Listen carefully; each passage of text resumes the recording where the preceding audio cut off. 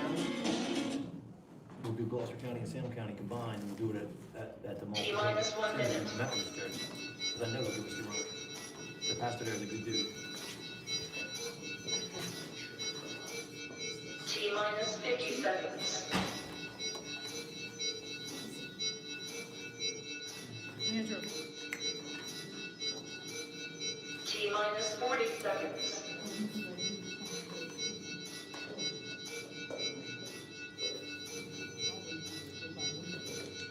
T-minus 30 seconds.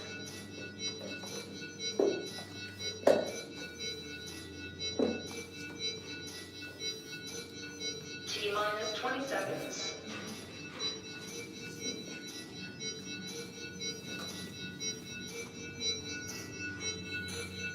Ten, 9, 8, 7, 6, 5, 4, 3, 2, 1, 0.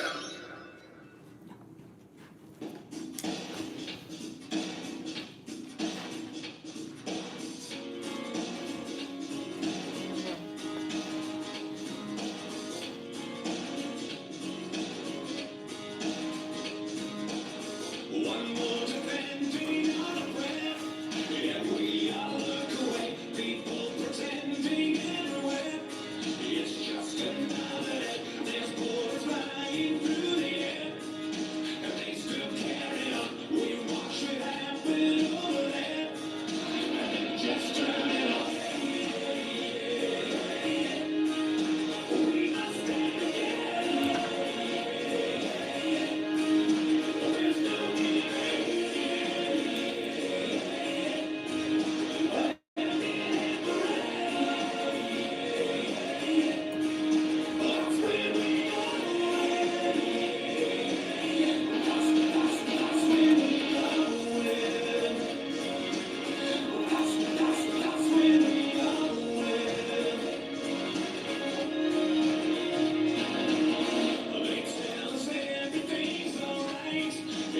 just go along. How can we fall asleep at night when something's clearly wrong? When we can read a starving world with what we throw away, but always serve our empty words that always taste the same.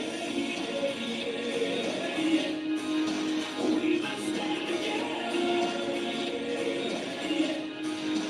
There's no giving.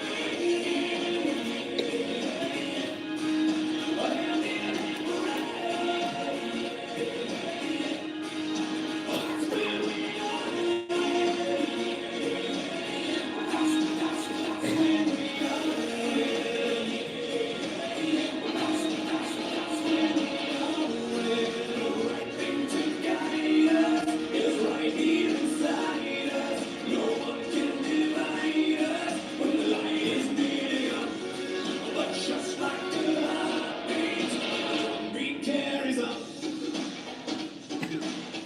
And the drumbeat carries on.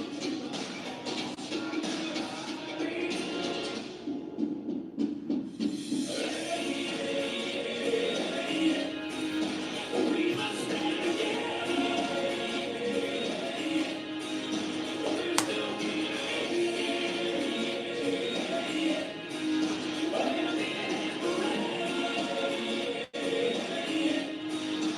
that's where we are. That's where we are.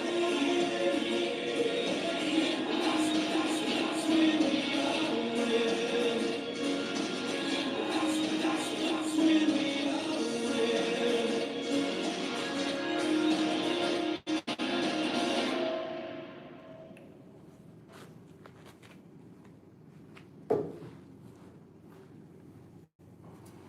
Hi everybody, how you doing? My name is Phil with the Outreach Committee with the New Jersey Assembly. I'd like to thank everyone for coming down and fighting your way through the snowstorm. What a perfect day for a snowstorm, right? But thank you for coming down. You're going to learn a little bit about what's going on here in the state of New Jersey and actually the United States. A lot of stuff maybe you've seen going on that doesn't really seem to make sense, a lot of things. We're kind of in a little bit of a fog. So what you're going to learn today is how to clear the fog. The way I like to look at it is when I started learning about what's been going on here in the United States and in my home state of New Jersey. It's like pieces to a puzzle, and I've been putting the pieces together for a long time. And what the New Jersey Assembly has helped me do was take those pieces and put them together so that I can see the full picture. So hopefully you get the opportunity to see the full picture, learn about what it means to correct your status, the importance of it, and what that can mean for you and your family and your children's children down the road. So without further ado, I'm going to get out of the way. I'm going to introduce Tammy from the state. This is actually the beginning of our county tours. This is for Morris County. So again, thank you. This is our first launch. So without further ado, I'd like to invite Tammy from the New Jersey Assembly to come up and educate us on what's going on.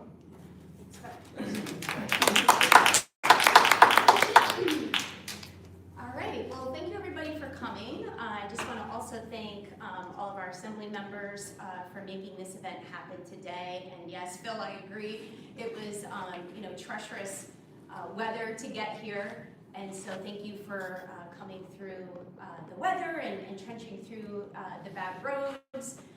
We really appreciate that. And so, I just want to say just a show of hands, how many people here, do we have any people in the audience today that came here but is currently working for the state of New Jersey, or perhaps they work for their town council, maybe they serve on their board of education? Anybody here? No. All right, so the first, and before I get into anything else, the presentation today, is I just like to introduce myself. My name's Tammy Healy, and I currently serve the New Jersey Assembly as the chairman. And basically what that is it's the speaker, it's the voice for the assembly. So there is no hierarchical structure in our government. This is a government that is for, of, and by the people, and truly it's like that in every sense of the word. So I serve the assembly being the voice of the assembly, but it's their will that I present to the public. It's not mine. I don't get to make the decisions. I get to be a part of the decision making, but there is no hierarchical structure here. We're all equal. This is the people. This is the people's government. And so I've been serving as the chairman for, I guess, a little over a year now. And before that, I was the chairman for the Outreach Committee. Outreach is really my wheelhouse, and it's really where my passion is. And so it's really a pleasure to be here and presenting to everybody what the New Jersey Assembly is, what we've done, but we're also going to get into the fraud and why we got here into this position, and what does it mean to be an American versus a US citizen, because most of us were never taught that. We were never taught that there's a difference between citizenships or political statuses, as we like to say. So without further ado, I'm going to start us off here. So the first line of business is I'd like to just read the Bivens Declaration. And so anybody who does serve in the corporate government structure is what we consider the de facto government. Okay, and anybody that is here, serving in the federal government or serving for the townships or anything of that regard, we welcome them. We want them to be here. We want to include them in this education piece. But we also want to make sure that we are protecting ourselves and we are also protecting them. So that's the reason for this Bivens Declaration. So this is from an actual court case, Bivens versus 6 unknown agents from 403 US 388 from 1971. And here we go. This meeting is private, bearing false witness and misrepresentation and posting inflammatory rhetoric in public forums is forbidden and shall be addressed in an appropriate manner. To eliminate all conflict and false allegations, is there anyone in attendance that is a member or agent of any law enforcement agency or public agency of the federal, state, city, county, or townships present? Is there any response to the Bivens decision for the first time? this would be the opportunity to disclose that if you do. Hearing none, is there a response for the second time? Hearing none. Is there a response for a third and final time? All right, hearing none. Anyone who is here on false pretenses, anyone who is working for any foreign government, including the territorial United States, the municipal United States, anyone who is being paid or coerced to be here must fully disclose their presence and purpose or leave our meeting today. If you now or have you ever received money or personal support of any kind from the intelligence community? Upon no response to this notice of the Bivens Declaration, this presentation shall proceed. All right. And I'm going to try to set up my thing here so I don't have to stand behind here.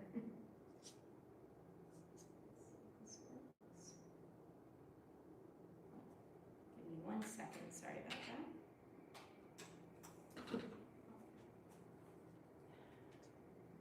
We kind of got here in a rush because of the weather, so we set things up and forgot this one little.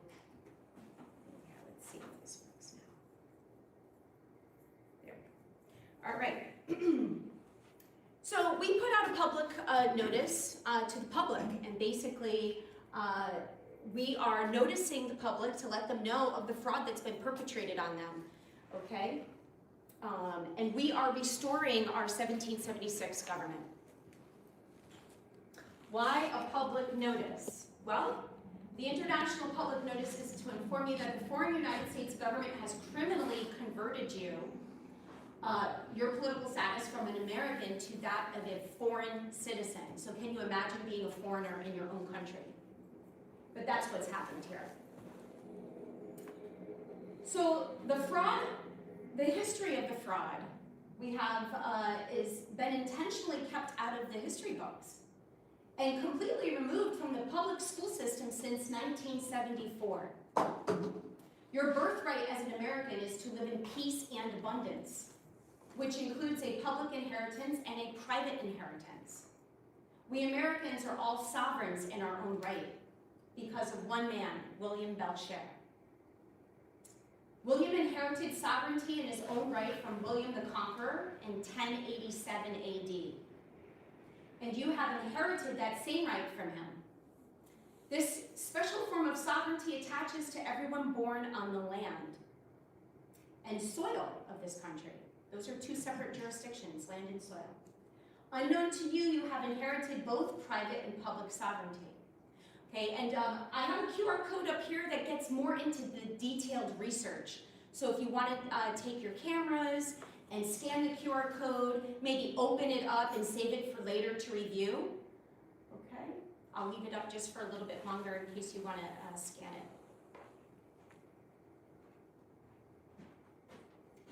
Okay, so sovereignty in your own right grants absolute control over your own body and property, but nobody else's. We fought and gained our public sovereignty as a country and nation when we won the Revolutionary War.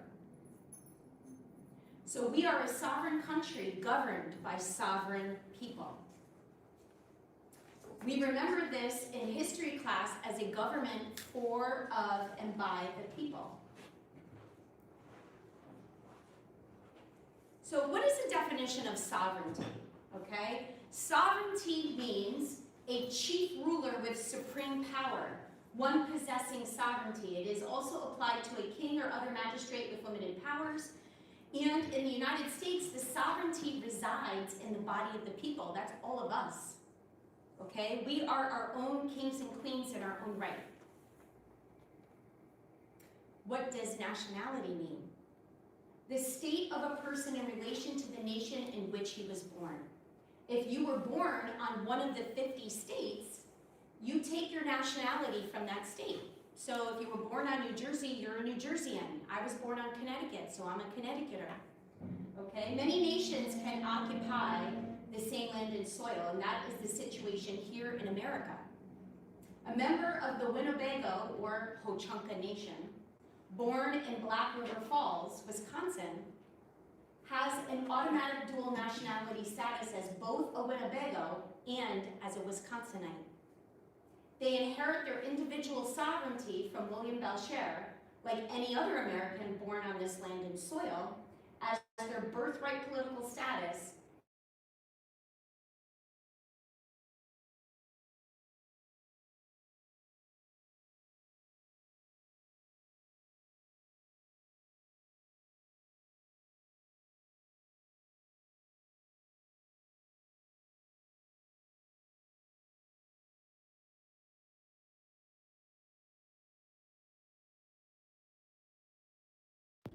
Officer, subject, slave, and indentured servant. There are 4 different possible citizenships in the United States. American state citizen, that's what I am, okay, because I serve the American government, so I'm serving my government, so I'm a state citizen.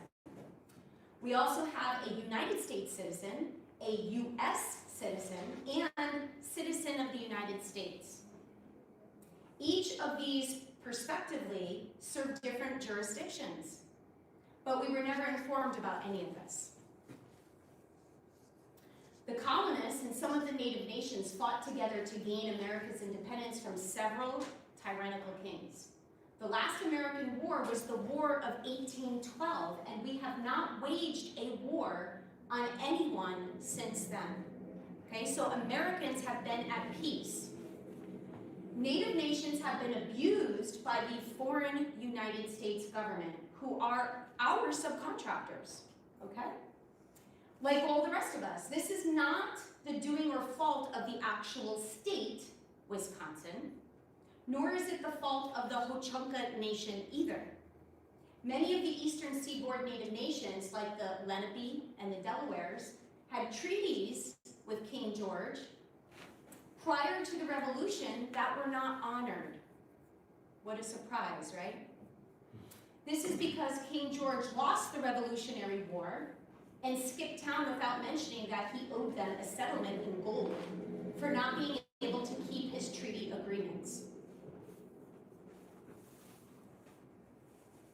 Your inheritance. Each one of us is owed money and prepaid credit we and our ancestors earned, but we were never credited or never paid. This money is coming back to us because we and our parents and grandparents have been charged taxes, mortgages, fees, fines, and etc. that we never owed. And because the fiat money was mismanaged in a way that has resulted in a large excess of prepaid credit being owed back to each one of us. That money and credit needs to be returned to all of you.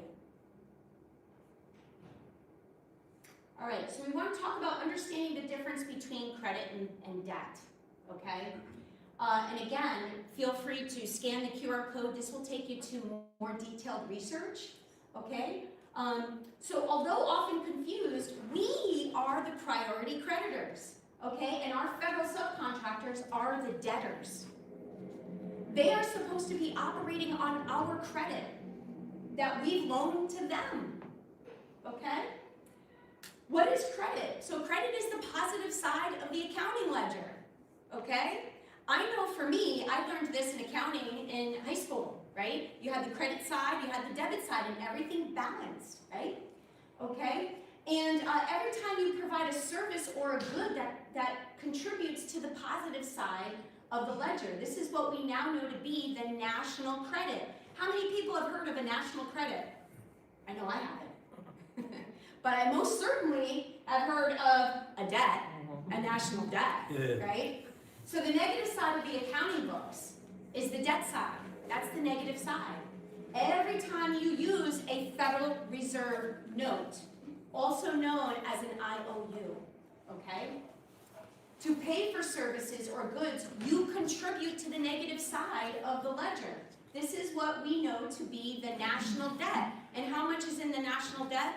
39 trillion, I think, the last time I looked, right? So we are owed 39 trillion in credit. So divide that up amongst 350 million people in America, and that's how much you are owed, my friends. All right. You're not getting excited. This is exciting.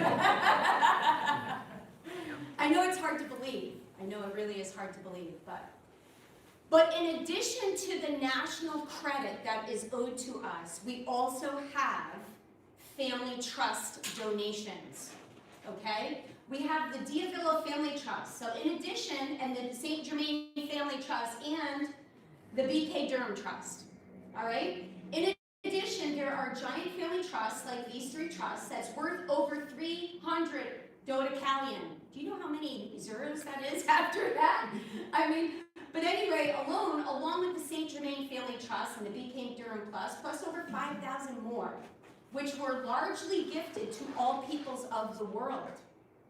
For example, the D'Avila funds are a bequest for a specific purpose. The purpose of this family trust was to break the chains of poverty and ignorance, okay? So why do we have people in third world countries, or even in our country, that are starving and living on the streets? Yeah. Why do we have people that are being foreclosed on their homes when they never even owed mortgages? Okay, so the Avila Family Trust indenture hasn't been honored in over 500 years. But it's time these funds are released, don't you think so? Yeah.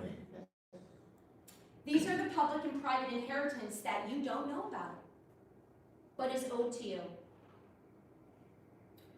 Criminal fraud scheme, Why were you not told? Gee, take a wild guess why you were not told.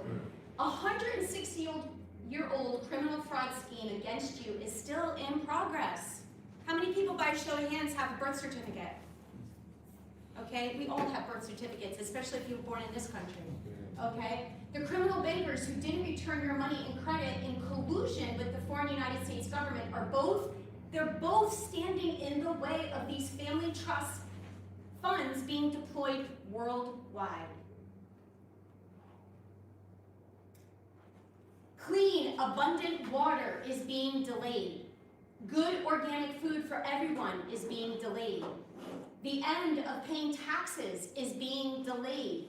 Universal access to sanitation, housing, education, medical care, and technology are being delayed. All this and more are being delayed by criminal government agencies and banks that have no rightful control or ownership interest in this money. We call that robbery and crimes against humanity. The Department of the Global Federal Reserve in Switzerland was supposed to sit down and negotiate the return and release of this gift money in 2005. They never came to the table. They know who the rightful heir is. They chose to ignore him. They stole these funds for their corporations and have misused them to promote war and misery for the past 20 years. All this criminal activity has to stop. And I think most of you here today would agree on that. All right, so let's get into our flags, okay? As you can see, all across, we've got our peacetime flag here behind me, but both of these flags, that one in the corner, it belongs to us without the gold fringe, but both of these flags belong to us. These are American flags. Okay, your inheritance as an American is not the military flag and the fiat military script called the Federal Reserve Note, or FRN. It is actually the civil peace flag and the asset-backed American Federation dollar, or AFD, as we like to call it for short. Most people don't know we have two flags, which is called, this is our peacetime flag called Open Gate, and this is our wartime flag called Old Glory. We've only been taught about this one flag, right? Because this is what we use in wartime. And these perpetrators, these criminals, these con artists, have kept us in a constant state of war, which is why we only fly this flag. Okay? But I have this on my house. This is what we fly on our house because we're at peace and Americans have declared peace. Our country has been at peace since 1815. But the U.S. has been at war and declaring war on something every few years. All right, so we're going to get into the birth registration, all right? QR code right here will take you to more information. In-depth research on the birth certificate fraud, okay? But Americans don't live under a constitution as citizens, so please let that sink in, okay? Because we have had that drilled into our heads since we were little kids in school, that we live under a constitution, and you hear people all the time, I have constitutional rights, I have constitutional rights, but you don't have constitutional rights.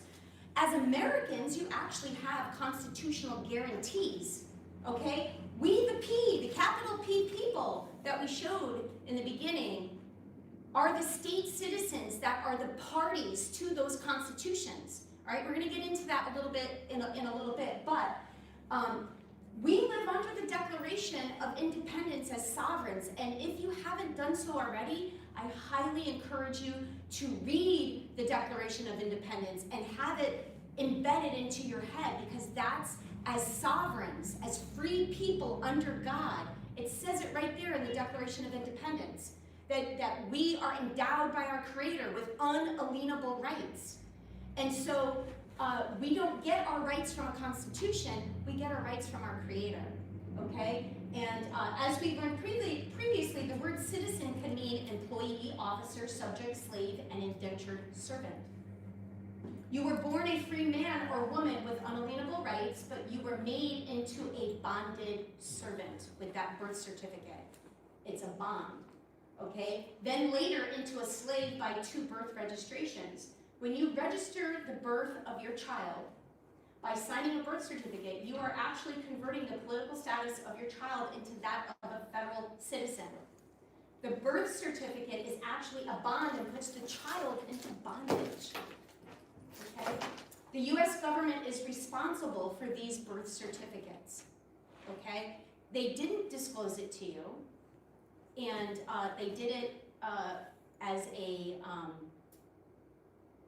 contract that they didn't provide you with your mother with full disclosure. Okay, now I have 4 kids, and I can tell you after giving birth, and they told me to just sign away these papers, and I have a birth certificate, so why would I second guess any of it? I didn't read the fine print, but that's how they get away with that. So the Constitution of, now I want to pull this back. So the Constitution of the United States of America and the Constitution of the United States, okay? These constitutions are contracts. If you actually go back to Webster's Dictionary of 1828 and look up the word constitution, it'll say contract, okay? If you look up the word federal, it'll also say contract. These words are synonyms, and our founders back then knew that what the real definitions of those words meant, okay? And we have these contracts with 2 corporations. One is the USA Inc. and the US Inc. They both work for us. Okay, they are governmental service corporations. And they are our subcontractors. We Americans and our American government are literally their employers. That's why when you go to rallies and protests, those do absolutely nothing for you, because they already know that you are just a citizen, you're just a slave under them, okay? If you want to get back to being the sovereign and the employer, you have to correct the record, you have to correct your status. You have to be able to prove it to them and say, look, you see how something is bound, this birth certificate? It's also unbound with more paperwork that I did, that I signed off on. I'm telling you, I know your scheme, I know your con game, I know what you did to me, and I'm rebutting it. Here's my proof. Here's who I am. So when you do that, you don't have to pay any more taxes. You're not a federal employee anymore. So those Diavilla trust funds that we presently spoke about, they fully funded government services for everybody. No taxation was required or ever needed for public services since 1941. So ask yourself, where are those funds going now? They went towards war reparations, and as gifts, hey, you were gifting all of your hard-working money to the British. Oh, to the British monarch, and to the Pope. Did you know that? Did you willingly? You thought that you were giving money to fix your roads, to pay for your schools, to have safety in your towns with, local law enforcement, right? But no, they extorted those money as a gift and estate taxes, okay? World War II forced the world to rebuild. So instead of relieving you from taxes, the Avila funds were diverted into the Marshall Plan and other efforts. These funds were loaned out for the purpose of 50 years and were supposed to have been repaid in 1995. But the due date came and went. The banks asked for and were granted a 10-year extension with settlement due in 2005, but guess what again? They never showed up. They never came to the table. So we were beginning to hear rumors in 2022 about global project funding from the US military. They didn't tell you that this is where that funding was coming from and that they were robbing the heir of the trust and ignoring the trust indenture again. The funds are not coming from the World Bank, not the Global Debt Facility, not any global collateral accounts, not from NICERA or GESERA, not from the World Trust, which was set up and provided by the family of our fiduciary, Anna Maria Reisinger, for the United States of America unincorporated, and they have bungled that beyond belief too. This is the US military's way of sneaking in the back door. Don't let them know I stole it in the first place. Criminal attempt to put the money back. Yet they still continue to exercise non-consensual control over funds that don't belong to them. We told them no, nowhere in your service contracts were you ever granted fiduciary authority to access any funds on our behalf. So how is it legal but yet criminal? These service providers are acting in continual breach of contract, have authorized other criminal and fraudulent legal activities too. So how can it be both criminal and yet legal at the same time? So let's identify a few of those criminal yet legal activities to help you better comprehend what they're doing, all right? So safekeeping, they use all these beautiful words to make it seem like they're taking care of you and they're protecting you. But when you make a bank deposit, you think you are putting your money in the bank for safekeeping. Nope, you're legally, although unknowingly, giving your money to the bank for safe haven. So I want to ask you guys, have you ever gone, so you use your debit cards, right, to pay for things, right? So when you go and you pay for something, okay, that money automatically comes out of your account, right? But how is it, did you ever ask yourself, how is it that when you go to make a return on something you bought and you didn't want, all of a sudden it takes 5 to 7 business days for that money to get returned into your account? How is that? Do you ever ask yourself that reason? Or that question rather? Well, it's because guess what? They're doing nefarious business with your money. Because it's their money, right? Your money is now theirs every time you make a bank deposit. They can now legally use it for all their so-called lending that they claim to be doing with their money. Okay? And when you go to get that money back in your account, right, it takes 5 to 7 business days. Oh, they're doing all sorts of interesting things with that money. They're trading it and growing it and keeping the growth from it, right? Unbeknownst to you, that's why it takes all those days. Not to mention that those Federal Reserve notes are not even money. They're not even money at all. Another criminal yet legalized racket they authorized. A Federal Reserve note is a promissory note. It's an IOU, promise to pay later, right? And because there is no due date and no specific form of repayments dated on it, it's not even a negotiable instrument. Yet you have been forced to use it as money in exchange for goods and services. And we wonder why we have inflation.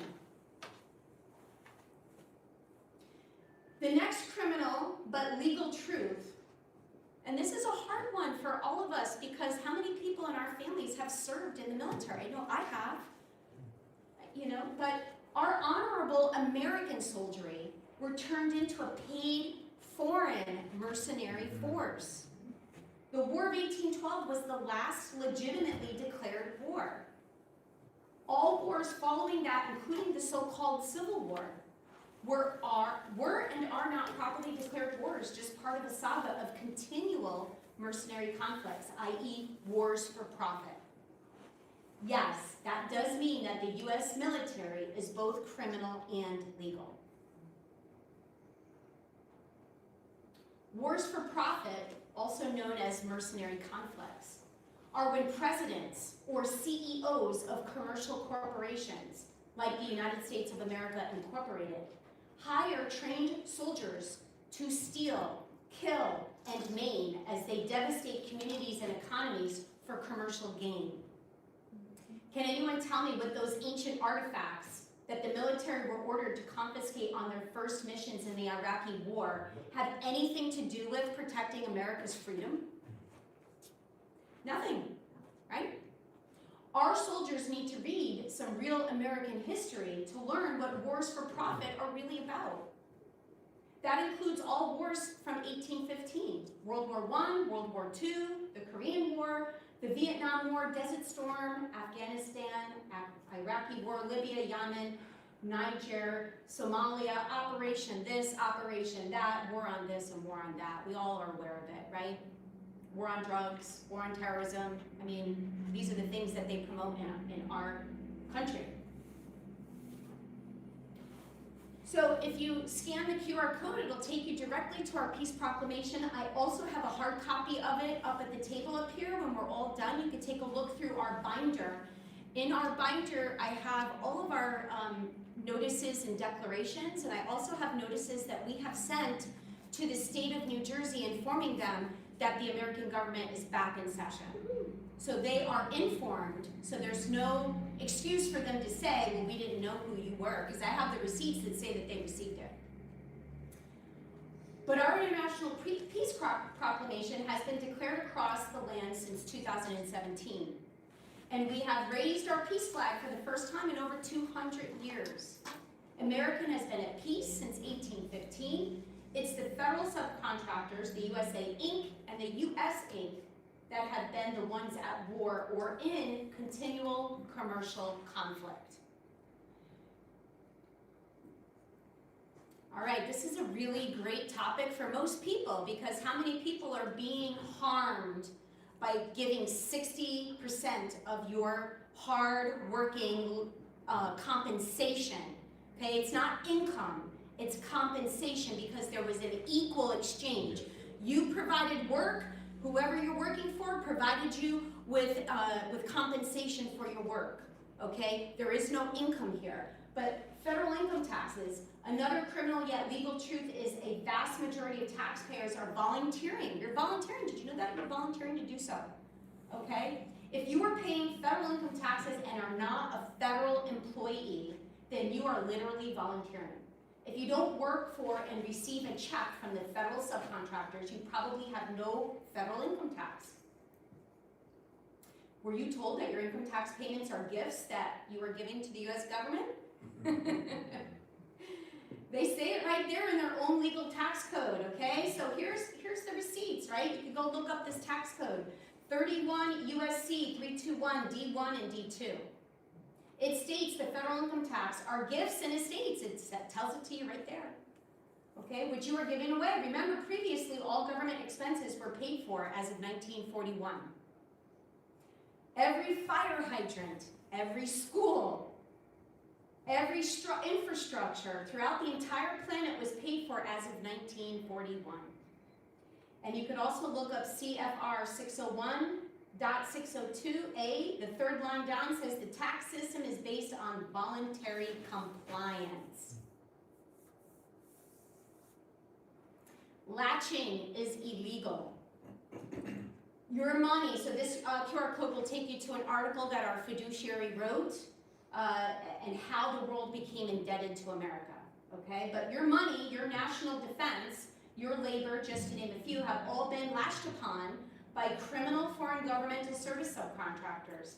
Latching is illegal and always has been, but pretending to have a custodial trust interest, that's how they got away with it. And why have they done this? For two primary reasons: to pay off their corporation's commercial debts and to fund their criminal yet legal activities. It would be as if I impersonated one of you, committed credit fraud to get access to your credit, and paid off my house or my Lamborghini, or if I had a $40,000 refrigerator in my house and I had 40 different flavors of ice cream like Nancy Pelosi showed us and on TV that one time. Wouldn't you be mad as all hell if I stole that from you and you realized that I was using that money that I stole from you deceitfully to live the life of luxury? Living in a castle with a gated fence and yachts and all these vacation homes, okay? But this is exactly what your employers have done to you. So what are you gonna do about it, okay? Marches and protests are for US citizens. Declarations and assembling are for sovereigns. Think about the difference. Did we win our freedom or not? Before I got involved with the assembly, I was a part of the Patriot group, and I remember it was during COVID times when we were, fighting battles not to wear masks, and I said to the people, there was probably 30 people in this meeting, and it just clicked on me. Why are we, begging for freedom from people that are our employers? Are we not free? Are we not free? We should tell them, no, I'm free. I don't need to wear that, thank you very much. I don't need you to care for my health and tell me how to take care of my health, thank you very much. But you need to first know who you are. And I keep telling this to people. You are a US citizen unless you rebutted it. And if you haven't rebutted it and put it on a public record, then they can say, well, you're one of ours. You're a citizen of ours, okay? So we only grant you privileges and civil rights. That's all we grant you. That's why they keep putting those bills, right? They keep introducing all these bills to remove homeschooling and land rights and all these other things that they're looking to do. That's for their citizenry. It's for their citizenry and them. They're supposed to be abiding by their laws, right, that they create. That's for them, not for us Americans. But people have it in their heads that this is my government. I have to obey. The best two-letter word that you could ever use is no. No. And we have to get used to saying that word more often. No. So, the American government is making a comeback, okay? So we have been missing in action for a very long time, folks, but we are brushing off the cobwebs, we are oiling our joints and getting our back, working again. It's not a reformation. We don't need to reform our government. Because the foundation is already there. Our founders created something beautiful for us, okay? It's not a reconstruction, although that should have happened. Right after the Civil War, our American government, that's when it was usurped. The reconstruction needed to happen then, okay? But it didn't, and we don't need to restore it, right? That is already happening right now. We are already restoring it, but what's even more what we need to do is a resurgence, and that's what this is. We're waking up our fellow men and women, our brothers and sisters, our fellow Americans that have been unlawfully converted, and we are informing the public, letting them know what's been done to them. And they have to choose, though. We can't force anybody to make the choice to come back home to the land and soil. They have to willingly, in their own conscience, make that decision for themselves. So our organic 1776 Union states constructed our national government, calling it the United States, being later changed to the, and I want to make a distinction here because a capital T in front of a name of something is an indefinite article. And an indefinite article means one and only, okay? So that's why we call our assembly the New Jersey Assembly with a capital T, because we are the one and only. They constructed their international government calling it the United States of America, an unincorporated federation of states, okay? So the United States is the actual country, And those are the Union states. Those are all of our counties. We have 3,142 counties in our country. That is the Union States, called the United States. We like to say doing business as the United States. Our Federation of States, it is all of the states combined together. New Jersey, New York, Connecticut, all of the states acting together in a federation calling itself the United States of America. And this operates in international jurisdiction. Okay? So this seal right here is our sovereign undelegated power. This is our federation's seal, okay? But when you see this on all of the government service providers' documents, that's telling us that that circle around there, it is confining them, okay? That means that they have enumerated delegated powers, and what are the enumerated powers? There's 19 of them, right? In the Constitution, the 19 enumerated powers, okay? We delegated those powers to them to provide us with services that we needed, that we knew that they were really good at doing. Like, for instance, the military, the British at the time had the best military, so in part of the peace treaties that were discussed, the Treaty of Paris was the sea jurisdiction treaty, the Treaty of Versailles was the land jurisdiction treaty, and the Treaty of Ghent was the air jurisdiction treaty. And all those treaties were then implemented into contracts called the constitutions, and that's where we delegated to them these certain powers. And like I said before, these two flags belong to us, okay? This is the civil peacetime flag, and this is the wartime flag, okay? Here's another example of more subcontractor abuse of delegated powers. We did not authorize them to instigate commercial conflicts, and then using our flag to misrepresent us. Okay, that's the name of their shtick, by the way, okay? Because when they latched upon you, they used your name. Okay, same thing with using our name and showing this flag that we authorized. This is the Title IV flag that we authorized for them to use when they were providing us with services. Okay, so they could fly this on their buildings when they were delegating their powers, right? When they were operating in their capacity to provide us with those services. But they were not to use this flag and go to war and declare wars in our name. So our American government contracted with one American subcontractor. Okay, so this is also something that I want to really hone in on, because there's so much confusion out in you know, the social media. Okay, we've got three contracts, three different constitutions. Okay, one was American. Okay, and it was the Federal Republic. The second one was with the British monarch. Okay? And then the other one was with the Roman papacy. Okay? The American contract is called the Constitution. I put it in bold here for the lowercase u. That was an adjective to describe the states of America, because that was what the Confederation was called. It was called the States of America, and they were hired to provide us with land jurisdiction duties. Okay, so they had the contract called the Constitution to provide us with that. The British contract is called the Constitution of. Anytime you see the word of, you know that it's a delegated power. The state of New Jersey, right? Okay, of the Constitution of the United States of America. In 1789, it delegated limited authority to the British territorial government service providers as a territorial democracy. It's a democracy. They tell you all the time on TV that it's our democracy, fight for democracy. That's a threat to our democracy. It's a British territorial government, okay? And if anybody ever questions this, ask them, where in any of our founding documents did it ever say democracy?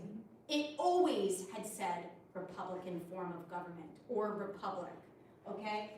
The Roman contract is called the Constitution again, that little small word of the United States. We gave that contract to them in 1790. So as you can see, we have 1787, 1789, and 1790.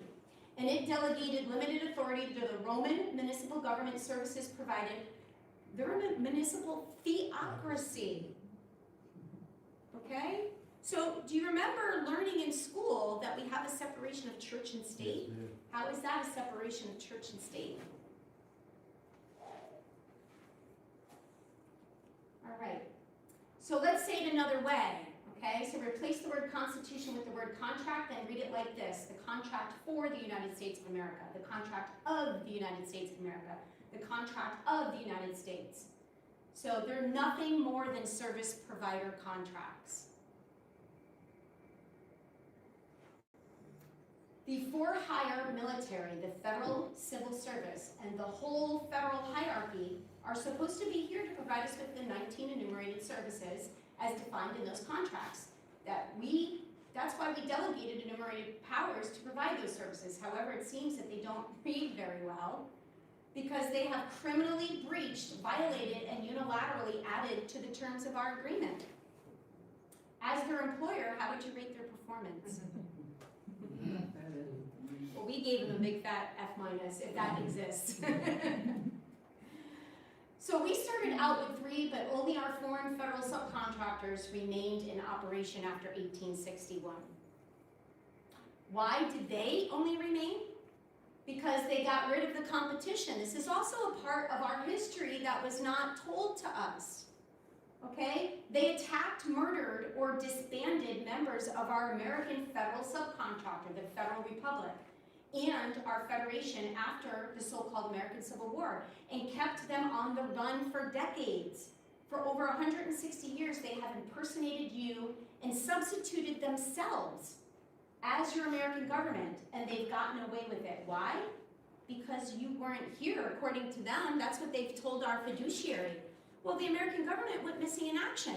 Well, it's because in a think about this, during a time of civil war, how are you to know if somebody was shooting a man? It's a wartime, right? Or supposed wartime. But they went after members of our American government, the American Federal Republic and our federation, and got rid of the competition. In fact, our head of state, James Clinton Belcher, he didn't even find out that he was the head of state until on his mother's deathbed. When he was 11 years old, or I should say, he had moved 11 times by the time he was 12 years old. 11 times in his lifetime. His family never told him why. He didn't find out until later in life. But they were on the run. So according to them, our American government just disappeared. We just disappeared after 1861, and that is what they told the rest of the world. Based on this big lie, they claimed emergency powers for themselves and pretended to be our trustees and custodians. Oh, how nice of them. How nice of them to just, take control and take care of things for us. And they did it all in our absence. In so doing, they stole control of our government.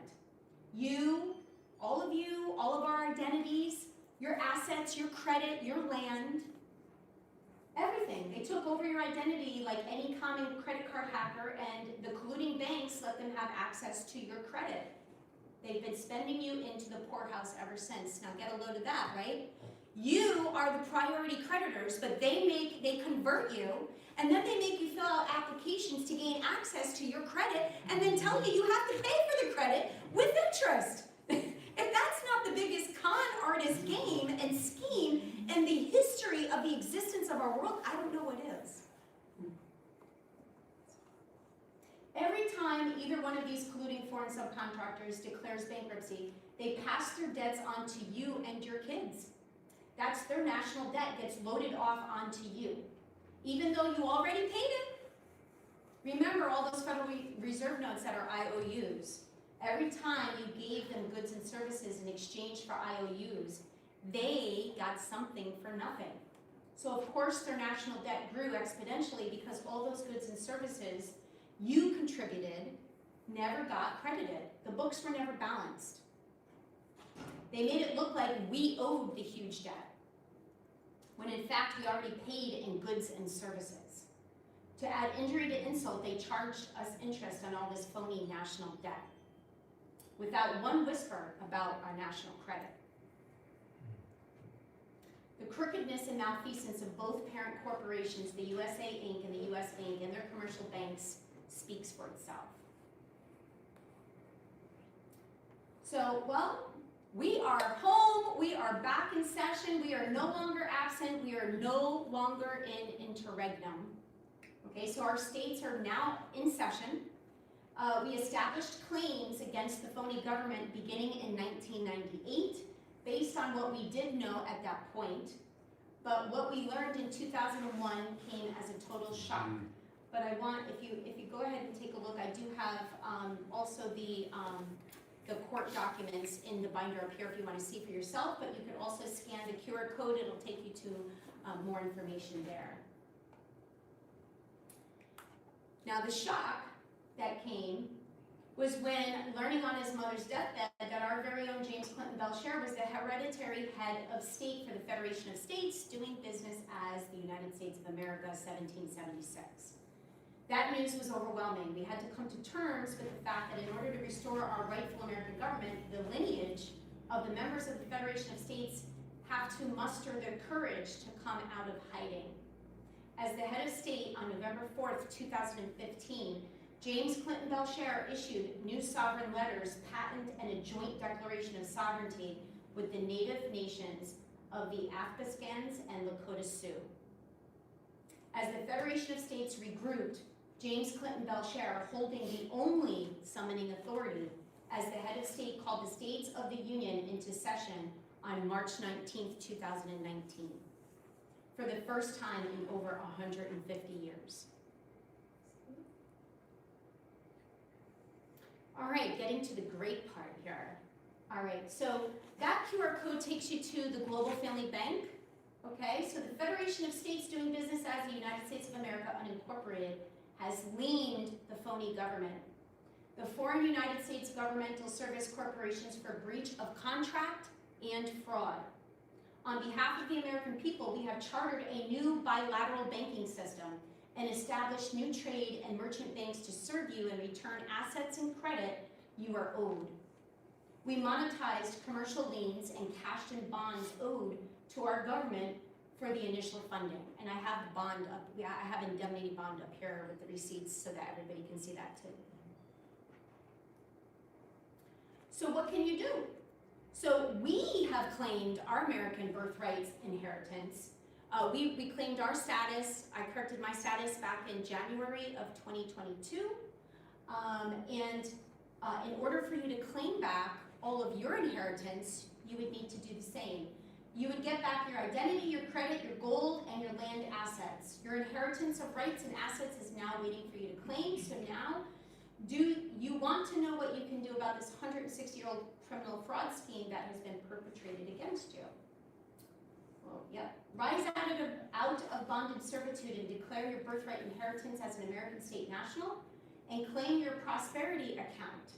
Your actual American government, the Republican form of government you are guaranteed is being peaceably restored.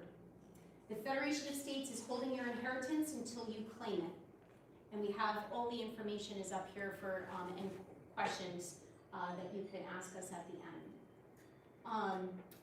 And now I'd just like to talk about the things that we've achieved in the past 7 years. Okay, so the Federation of States called our assemblies back into session, entered the Western Territories. So another document that I encourage people to read is the Northwest Ordinance, okay, because that gave the British territorial government the ability and the authority to put those states as territories.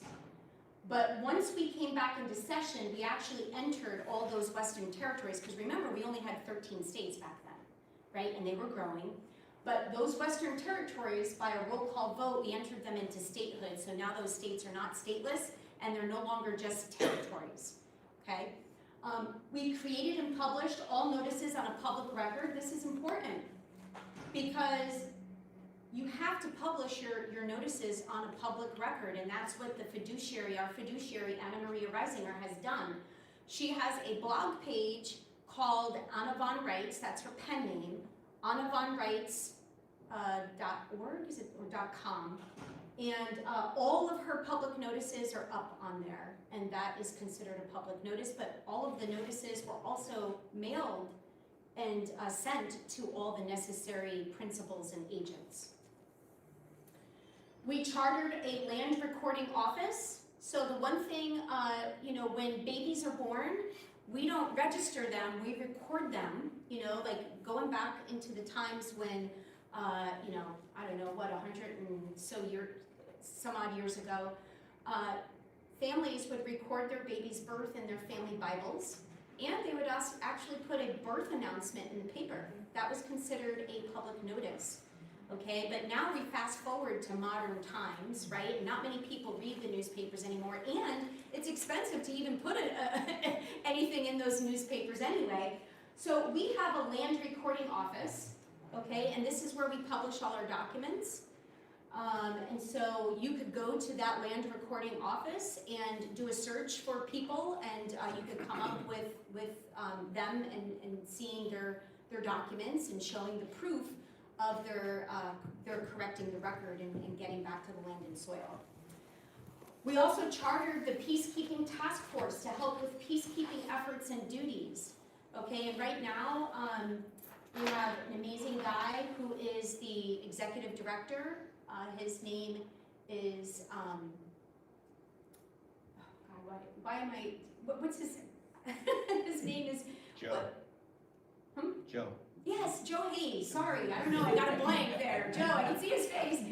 Joe Hayes is a retired military veteran, and he is leading this up. He has an excellent team of professionals that are helping him, and they are in the efforts of reaching out to law enforcement agencies on all levels, FBI, CIA, local law enforcement, state troopers, and other military folks, to educate them and to inform them on what's happening, who we are, and to get used to seeing our faces and get used to seeing our logos, because we're going to be working with them.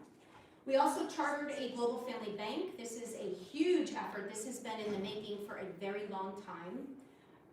We are waiting for it to come online, but once you become status corrected, you are eligible to get a prosperity account, and this is where all your assets will be returned, and you'll be able to use, they call them Harmony dollars and American Federation dollars to trade again. We also have Continental Marshals, okay, and these are also peacekeepers. We also pass laws protecting people from trespass. So we have a few of them listed in our binder. Especially when COVID was happening, we passed laws against the jabs and enforcing those on people. We also won in world court for the claim to our American government. And, we were told that Donald Trump did try showing up in this world court trying to press claim on a federal republic, and we did win in court, showing our proof that he did not have the standing or provenance to make any claim on American federal republic.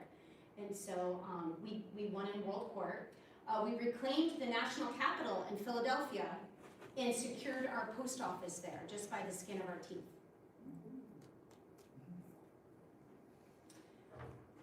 And our fiduciaries assisting other countries. So this fraud did not just happen in our country, but it happened in all other countries as well. Australia, Canada, England, Estonia, Ireland, Italy, Jamaica, Portugal, Romania, South Africa, Spain, and the list is growing. There's international calls with a lot of these other countries, and getting the process started in their countries as well. So once you become status corrected, you also receive an invitation. You're welcome to join all these different international calls. but she's helping other countries as well. What has our assembly, so the New Jersey Assembly, what have we accomplished in the last 4 years? And I say 4 years because that's when our assembly, our fiduciary called us back into session in March of 2019, but our assembly didn't really get started until about 4 or 5 years ago. We have been doing outreach to educate and inform the public. We created our state seal and recording instruments. Okay, so we have recording secretaries that record and that are an international notarial witness. This is our logo that we created as well. Our state seal is for notices or any important documents that our assembly is putting out, but this is our logo. We created a website. We began sending notices to our employees informing them of our return. We publish those notices on a public record, so we do have them on the Land Recording Office, and we have a few of them up on our website. We've elected officials for various positions, and as I'm sure you can imagine, rebooting a government that's been missing in action for over 160 years, it's quite a challenge to, one, educate and inform people on the fraud, right? It takes a while for people to actually wrap their head around what is actually happened. And then teach them how a government is actually supposed to be operating that is for, of, and by the people. Because it's very different than what we're used to. So getting all the positions filled and working coherently together has been a work in progress, but we still have positions to fill. We've corrected the status of many Americans on New Jersey, not as much as we would have loved, but we are getting there. We have more and more people correcting their status every day. And we have provided and continue to provide training for common law education to get our courts up. Now this right here is a big one that we are currently working on, because we no longer have common law courts in this country. And so our assembly and the other 50 state assemblies are also getting their courts up. So that requires a lot of reading, education, conversation, and there are a few states that already have their common law courts up and have already put, their findings of their court proceedings out on a public record. So it's just a matter of, and this is in process for us. We're currently working on that. Our goals for 2026.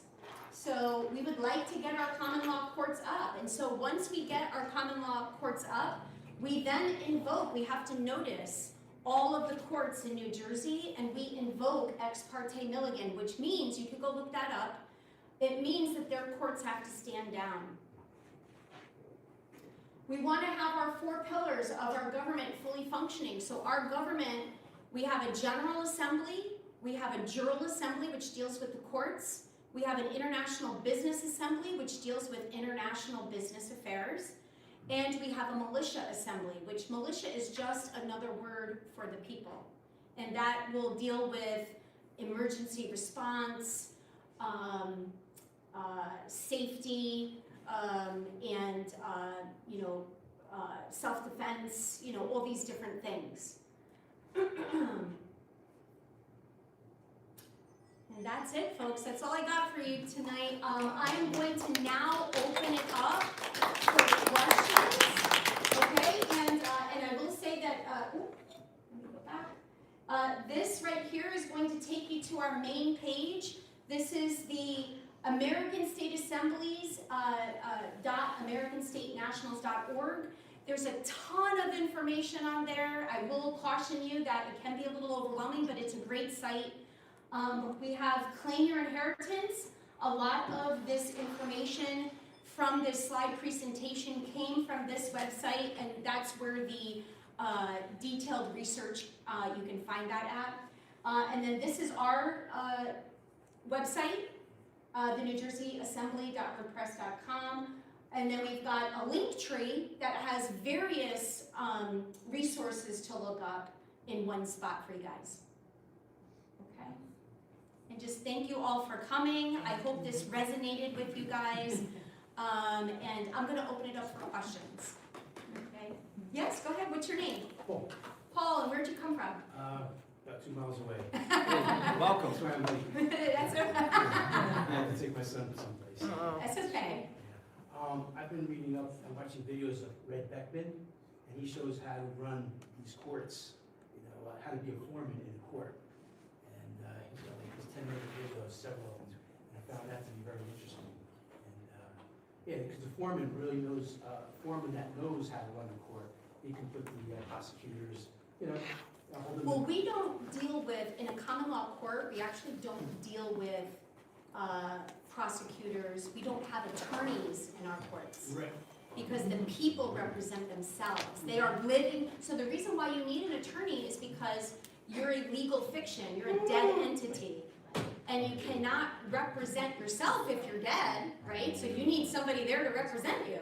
So in our courts, in the common law courts, we don't use attorneys, we don't have prosecutors. Right. We have, it's very simple.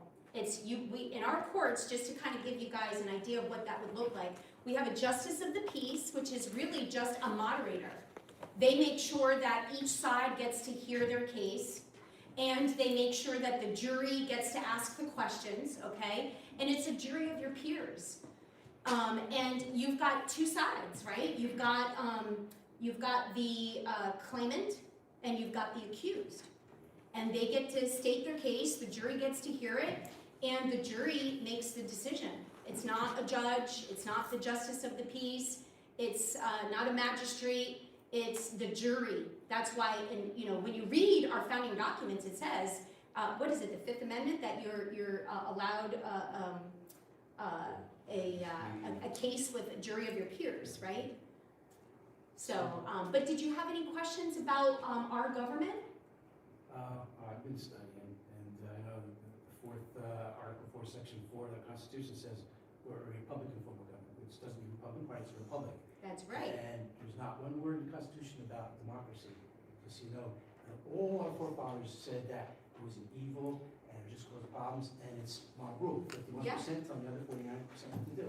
So we're not a democracy, and we've been hijacked, so we need to get back to a republic, because that's self-governance. So nobody can say that you have to take a vaccine, because you're responsible for yourself. Yeah, and I'm sorry, thank you for that.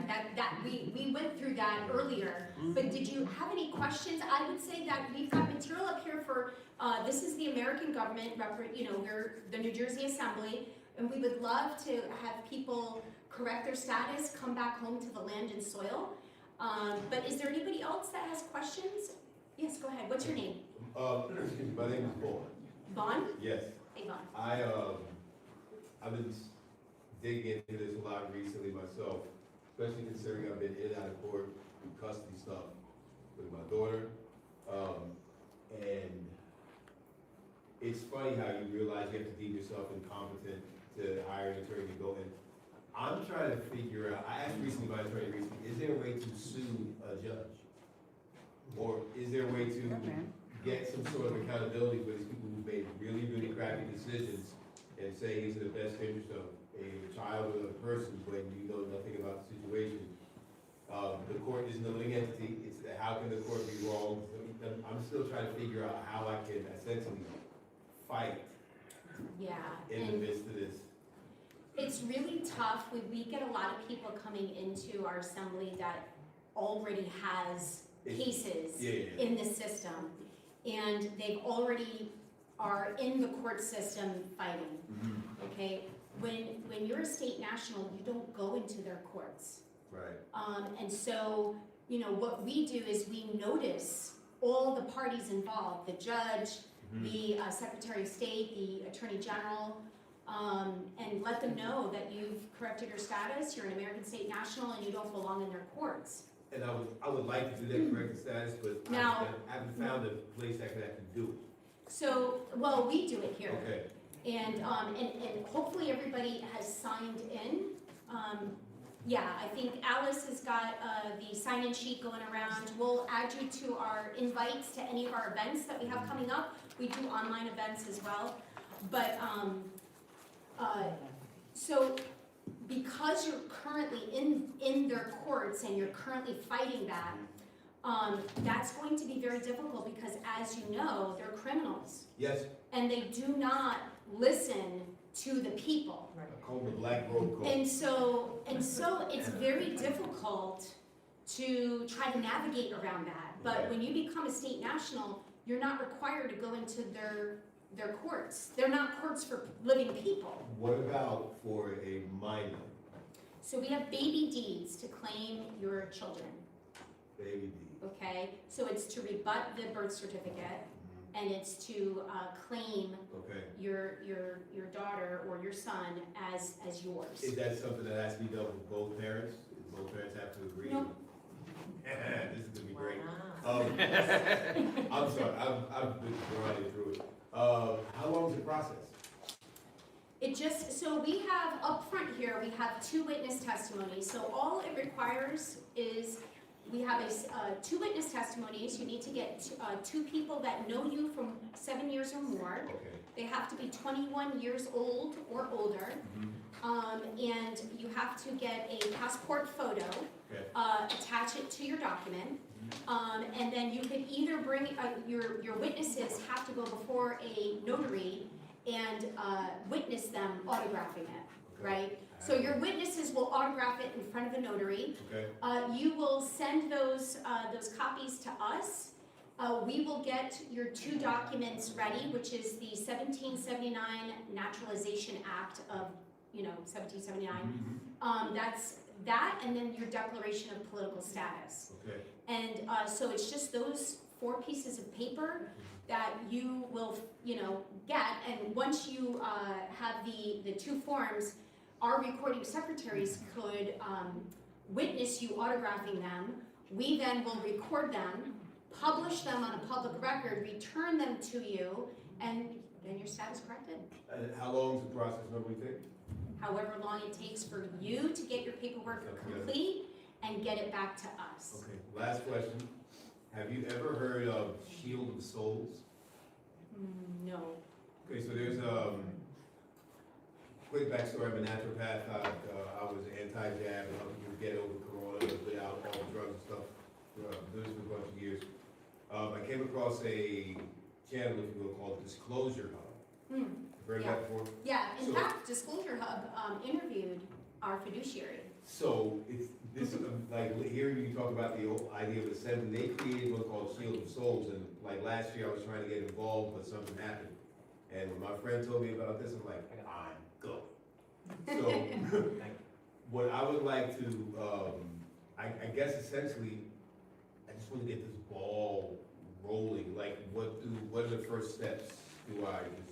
So we would just need a copy of your birth certificate. So you gave us your email Yes, address, ma'am. right? So one of our recording secretaries will contact you, and in the meantime, you could take your 2 witness forms and get your witness forms filled out, and then send us a copy of your birth certificate, scan the witness forms when they're all done, send us a PDF file of those, Okay. and then we'll get your paperwork going, and so depending on how fast you could do that, I mean, some people have taken maybe a week. That's my goal.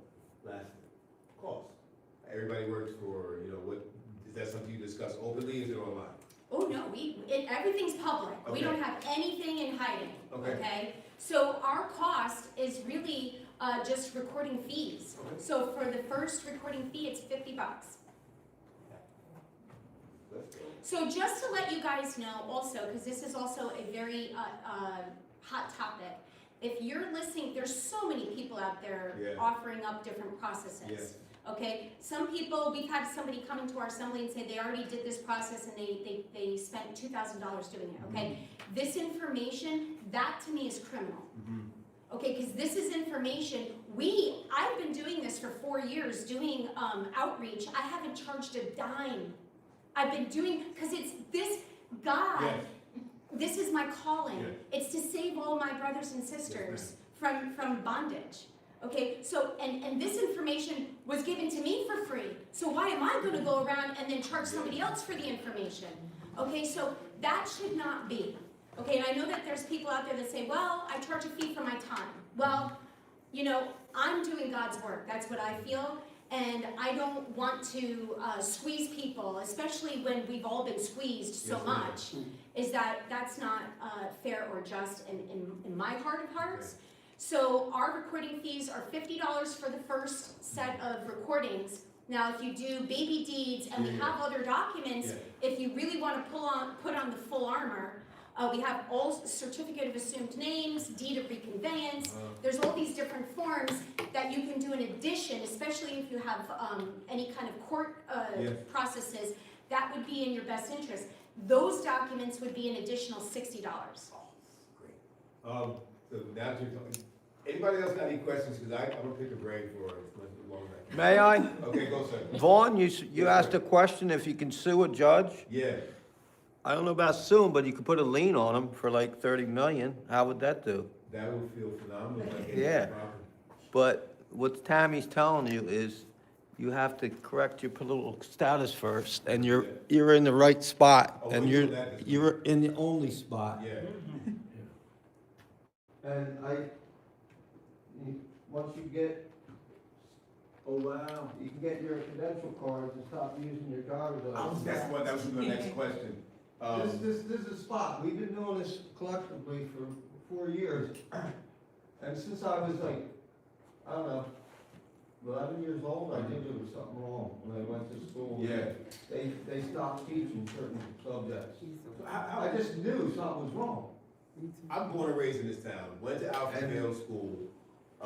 Yeah. I remember my first trip to the courthouse, I got goosebumps talking about it right now. Because my first trip to the courthouse it felt eerie. Yeah. All the paintings, they looked like they were following you. And then that's where, you know, They were following you. Yeah, it's like a maze trying to get out of the courthouse.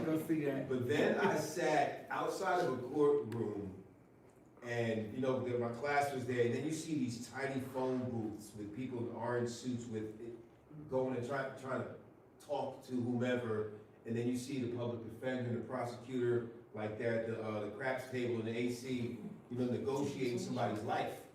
It was like, it felt like a evil game. I was 10, you know, it just felt very, very weird. But needless to say, I'm in, salute to you, thank you for doing this. Whoever contacts me will be hearing it right back as soon as I get the email. Oh, wonderful. Awesome. Thank you for being here. You've got a question, go ahead. Yeah, and forgive me if my questions are ignorant. No, it's okay. Everybody's at different Very levels. new to me, and, you know, I've been hearing little bits for a few years now, but I still trying to wrap my head around it all. So, when you correct your status and you give up your birth certificate, driving license, you get a different ID in place of that, so you can still drive. Yeah, so here's the other thing. So Andrew was talking about credential cards, okay? So we don't recommend people giving up their driver's license because the state of New Jersey has not got the memo yet, let's just say. I mean, they got the memo, but they're not getting the memo, you know? And so unless you are fully knowledgeable and are ready to go toe to toe, we don't recommend you giving up your driver's license. Now, if you renew your driver's license after you become status corrected, you want to autograph the form with your byline. It's, you know, by, because you're saying by my hand, I authorize, and this is, you know, that's how we're autographing, with your copyright symbol, and then you would put under duress, threat, and coercion. And you take a picture of it, because they're not gonna put it on your driver's license, but you take a picture of it as your proof that that's how you autographed it. And if you were to get, you know, if you needed to use it for whatever, you just let them know that you use this for identification purposes only, but here's my credential card because I'm a state national. Has anybody, do you know of anybody in New Jersey that has successfully renewed their license doing that? And I have. okay, Yeah, I have. yeah. okay. another question. So, how does it work with, like credit, buying a house, things like that? So, I mean, we're in some really interesting times. We're in a transition period right now, and we're trying to get our banks up. And I'm sure you all are witnessing what's happening, with silver, Yes. and a lot of these other things are happening. So things are happening behind the scenes, and what they show you on TV is not really what the truth of the matter is. But we are hoping that our banks come online. And as far as buying a house, I don't know how long it's gonna take for mortgages to go bye-bye, but they're unlawful. And so right now, as far as buying a house, I mean, I guess you would go through the same ordeal. I don't know if anybody here tonight has had any success with offsetting, because they're supposed to offset the mortgage. It's called we call it MOCHI, but it's a mutual offset credit exchange exemption. And that's what they're supposed to be doing, by the way, by forcing us to use those Federal Reserve notes, is they're supposed to be crediting us. And so some people have attempted to use the MOCHI process to offset their mortgages, but again, we're dealing with criminals here. And so they don't listen, and they will bring their sheriffs, and they will come to your house if you don't pay your mortgage, and they will foreclose on your property. Same thing with, I mean, it has to dawn on most people now that if you've paid your house off clear and free, but yet you still owe property taxes, and if you falter and miss payments, they can now come and confiscate your property. How is that actually true ownership? It's not true ownership. And so these are the things that we are working on, but it's going to require study, time, and just keep going at it and chipping at it. And so, I don't know if that answers your question. I know for me, when I first was introduced to this information, I was really concerned with, okay, I'm exiting out. Does that mean I'm going to be some kind of an outcast in society? And is my everyday life going to be interrupted? I won't be able to do all the things that I used to do, and that's not the case. We still live our lives no different than what we did before. We're just working on a government and building a government, and then trying to notice our employees to let them know that, hey, you work for me, so you can't force us to pay property taxes. It's unlawful to do this. This is, an out of your jurisdiction, and it's latching. They've latched upon your property. So these are all the things that we're working on. I don't know how fast it's going to take. If it was up to me, it would happen tomorrow. Or it would have happened yesterday. So if somebody is in a situation where they foresee that they might need to, say buy a house or establish credit within the next year or two, do you recommend that they do that first before correcting their status? No, it's not going to matter. It's not going to No, matter? that's not going to matter. May I? Yes, go Yeah, ahead. it's not gonna matter. I'm actually a self-employed general contractor, right? And so you're not surrendering your social security number, right? Which is a credit rating number, right? But once our banks get up and we have prepaid credit, you can use that to pay your mortgage off with. And so the reason I say that is because I still work in the public, working for the de facto, and I need money to run projects with. I gotta go to their banks until our banks are up and get the money to run the job with until, the process gets going to where the contract pays into the job itself, if you understand what I mean. And so she mentioned that the mutual exchange process. I've been doing it to the letter for the last 7 months, sending all my bills to the creditors via IRS like the documents tell us to. The only response I got so far was from the student loan people saying, "Oh, you're acting as a straw man. The government warned us about you." But here's the thing: once we get our courts up, what Tommy went over, right, and once our banks open officially and we're able to trade in American Federation dollars, right, we then have a carrot and a stick. You know what I mean? Where we're going to be able to absolve ourselves from having to deal with the de facto bank. So if you're looking to get your status corrected, changed, get on the right side of moral law, right? And if you need to buy a house in the interim, go through the process, you know what I mean? Yeah, Thank you. this process isn't going to, thank you, Peter, this process isn't going to, you know, make your life any different overnight. You know, the one thing that it is going to do, it's going to get you back your freedom. You're going to, you know, be a sovereign again, and then start working, you know, helping us to work towards getting back to a lawful government that's built on morality, you know, and not criminal activity. And so, you know, go ahead, Phil. Yeah, and one more thing to aggravate you. Anna did an interesting video on the fact that we have very little or possibly no national debt, the 39 trillion. Yeah. So the example she gave was, I think it was a $10 bill, I'll use a $100 bill. So you receive a $100 bill for compensation for working. You traded your time and effort and got your $100, took your family out to eat. It's a promissory note, it's not backed by anything, it's basically an IOU. It says right on it, Federal Reserve note. Another word for note is loan, which is due back with interest. That's where the IRS comes in and all that.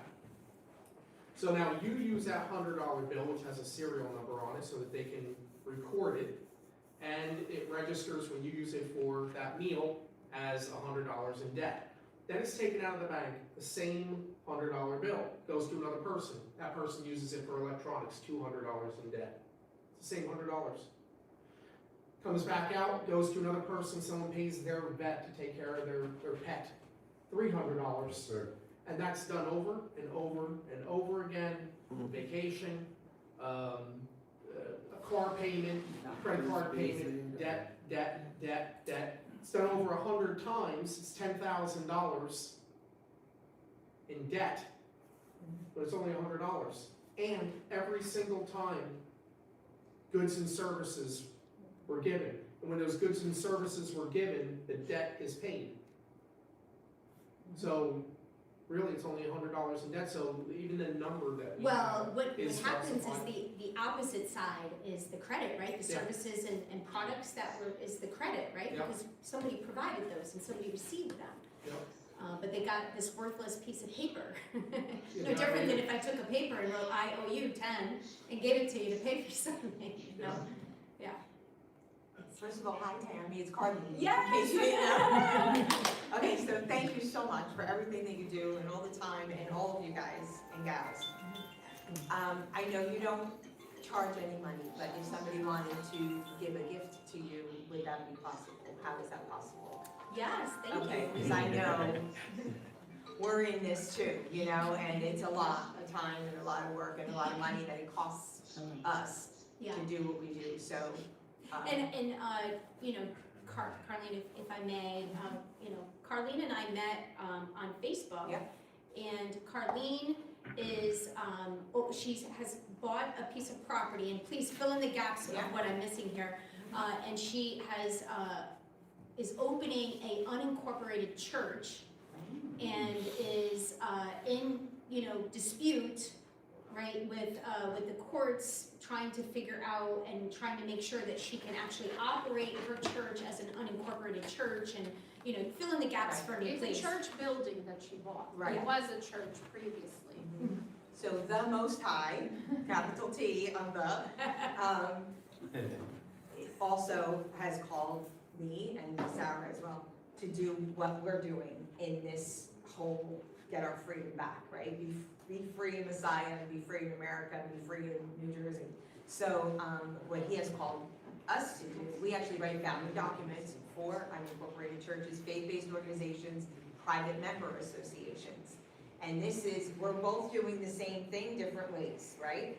I think that I almost feel like we're like the liaisons between the totally asleep people and the totally awake people. We're like, okay, they can more easily comprehend, I think, where we're at and what we're doing.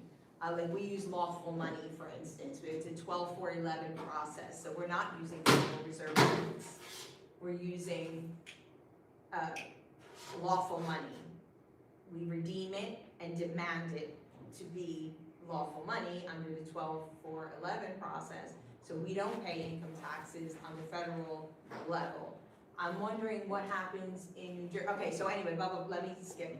So, yes, so we opened our unincorporated churches, we open other unincorporated churches, we do charge a fee because we have a relationship with somebody else who actually wrote the documents. Anyway, but my daughter and I do not take any money out of it. So I asked the father, what do you want us to do with this money? And he said, buy a building.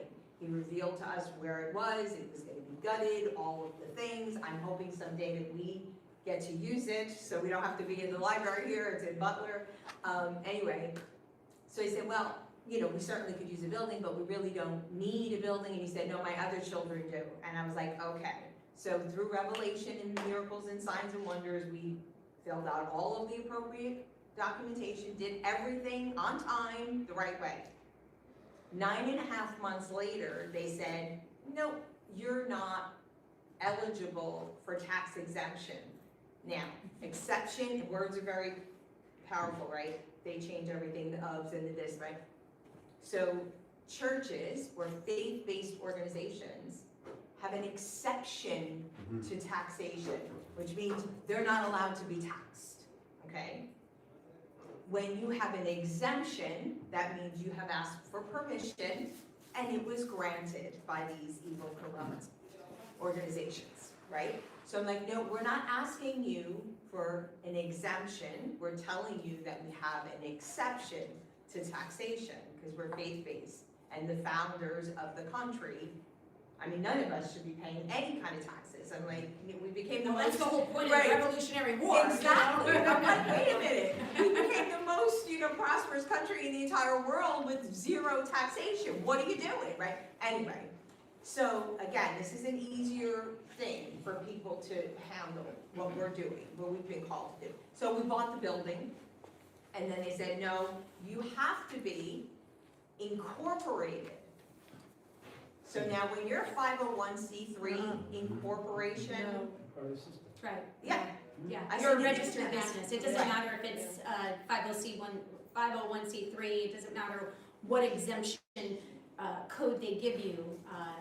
You're registering your business and giving it over to the government. exactly. So I was like, no, you can't tell me that I have to be a state or federal run church in order to get the exemption, the taxes removed.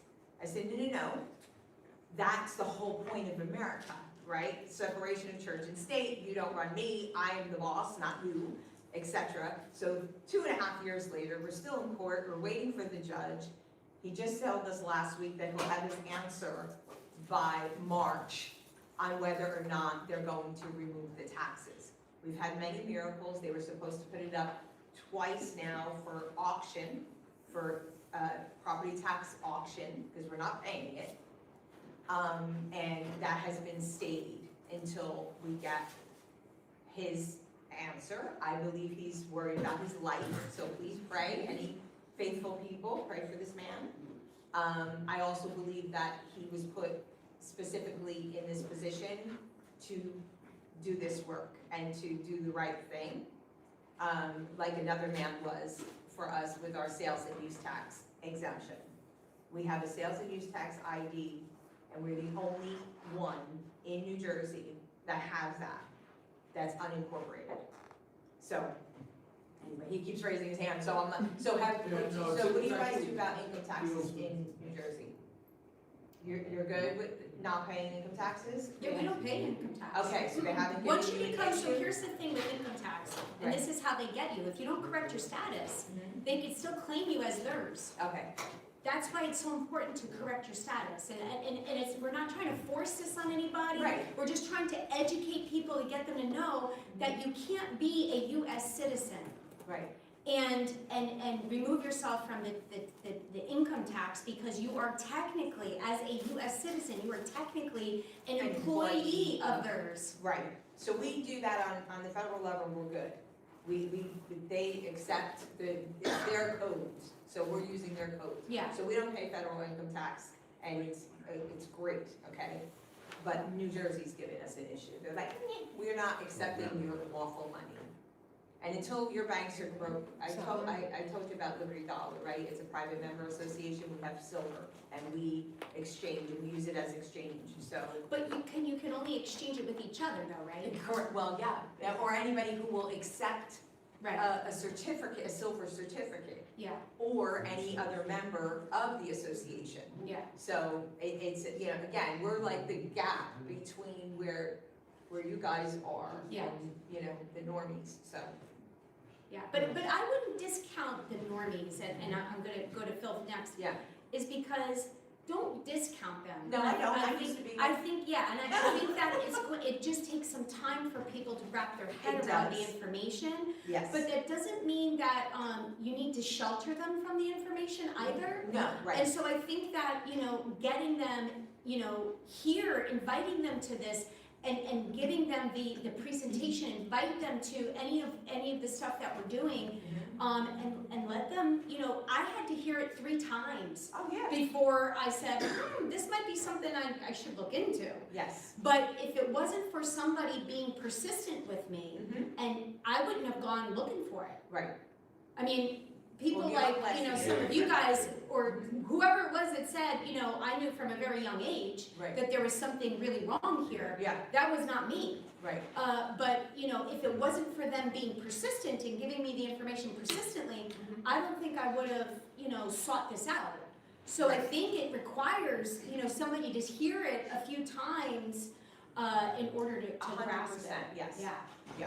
Phil? Yeah, no, I just wanted to say, if you look back at the origin of separation of church and state, it wasn't for what they're using it for right now, like to get prayer out of schools and this sort of thing. Oh, right, of course. It was put into place to protect faith-based Yep. organizations From the government, exactly, That's why that was put exactly, into place. yeah.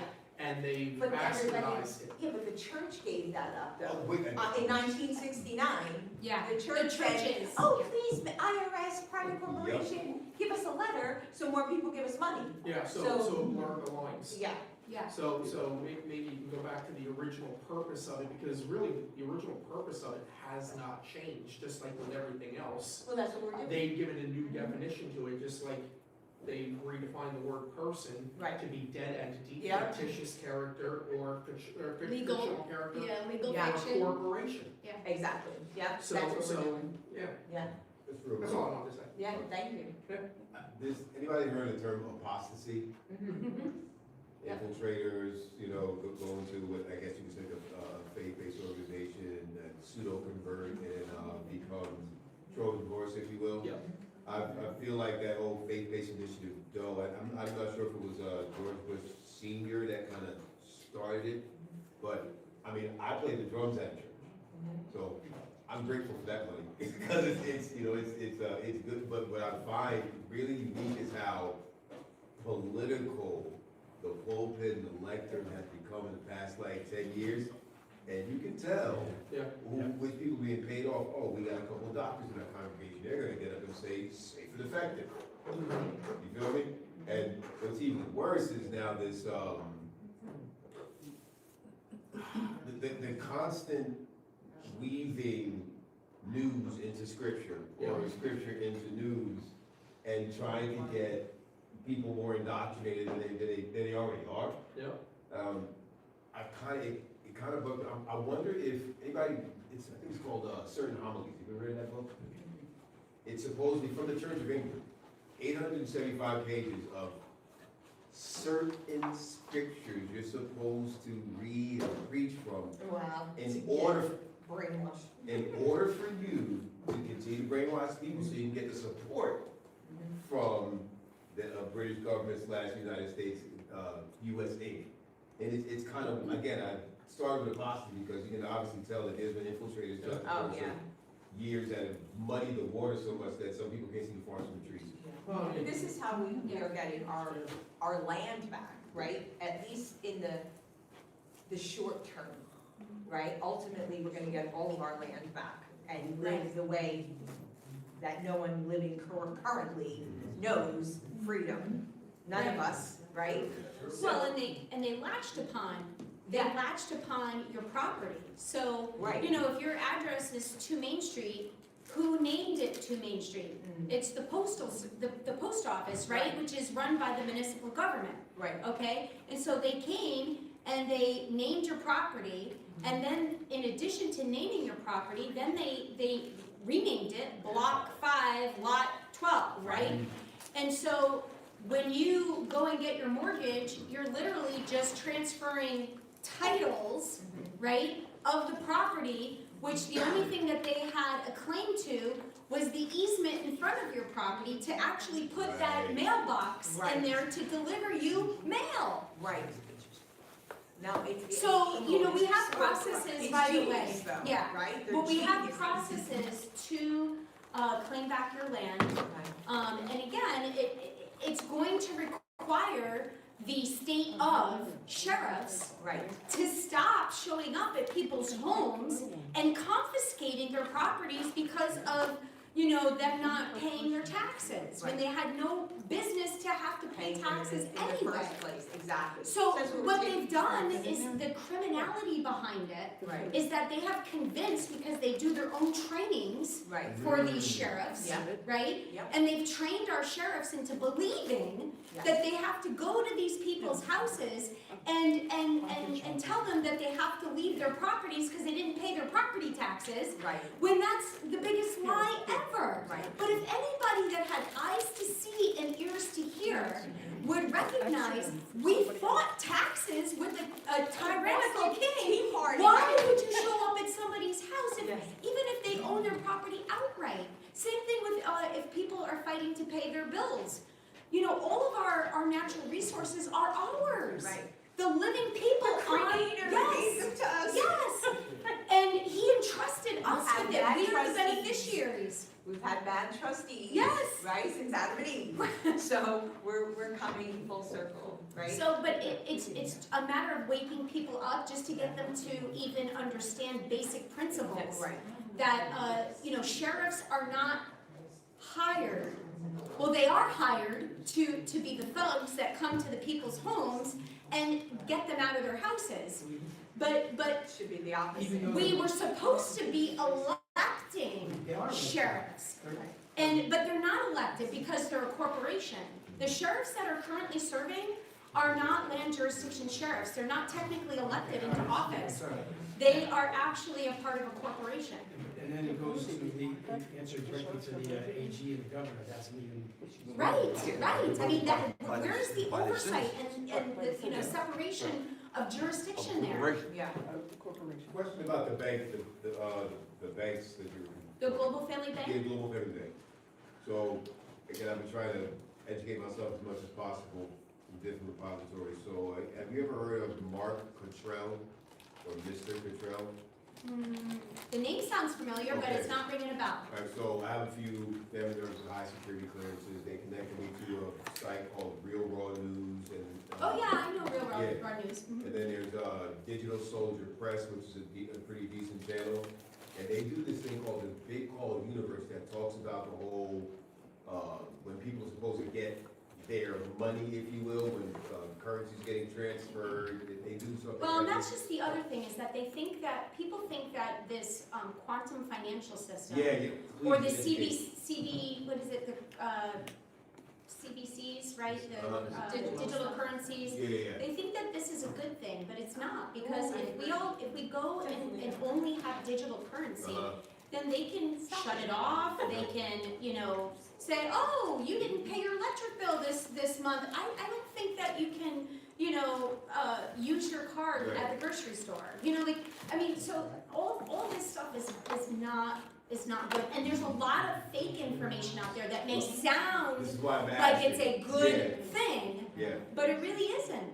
So I have a I've got a little crypto for investment purposes. I'm not one of those guys that relies on anything. I do have silver. My best coins are 2009 Chinese pandas, and there was only, I think 500,000 of them minted for that year, and I have like 65 of them, so I've diversified, if you will. But this whole, I guess, talk about Nasara, transferring funds over, getting your money being placed into an account of your own. It's a lot to try to, I guess, filter or sift through. Yeah. So I'm just trying to make sense of it all, and this was a godsend, so. You have to be led by the Holy Spirit, that's what it is. There's too Yeah, much. and the thing is that they stole everything from you. Yeah. Right. And so, we've claimed it back, and all you Okay. have to do is, So correct the status. correct the now record start the and say, process. hey, I'm here, because right now you're a dead entity. Yeah, it took literally all. You're a that. dead Yeah, entity, strong. you're a corporation, and so when you claim yourself as a living soul, hey, Yes, I'm alive, I'm here, I want my stuff back now. yeah, And we also, so you guys can take a look at the letters that we sent to the trustees. okay. So they have unelected trustees that are managing all of our accounts. Right. So we have noticed all of the trustees and let them know, hey, we're alive and well, we don't need you to be managing our stuff for us, we want our stuff back. When you get the stuff back, it's gonna go into the banks that you're opening. Okay. Yes. What do you guys do, as far as, like when your W-4s, you just write exempt?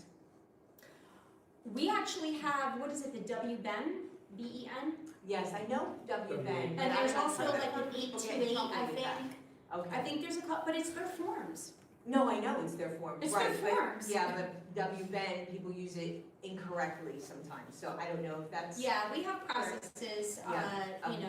for that sort of stuff. And some people have had success with, using their W-4 forms and just putting exempt, Yeah. in the area that they're exempt, right? But we actually, once you correct your status, you send the letters to the actual IRS Right. in the 2 different addresses, Mhm. and informing them with a copy of your Declaration of Political Status and your 1779, your paperwork to inform them, I am withdrawing from your volunteer, Yeah. and here is who I am, so you know who I am. Right.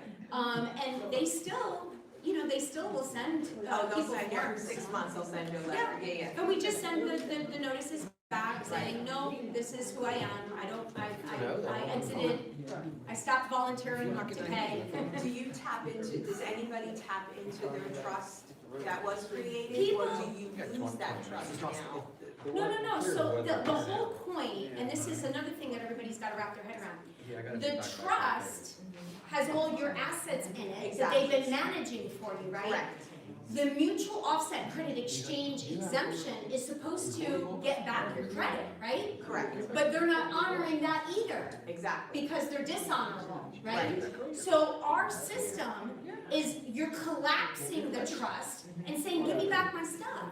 There's no need for a trust, because a trust only exists if you're lost, Beneficiary. dead at sea, Or lost, deceased. like you're interregnum, yes. Right. And that's the only reason for a trust. So when you claim that you're alive and well, you don't need a trust anymore. You can manage your own affairs. Right. So that's the whole point of that. But yeah, we have processes where people are basically saying offset this debt. How many, because I know people who also, we know a lot of people in the freedom movement and that do different things, thank you.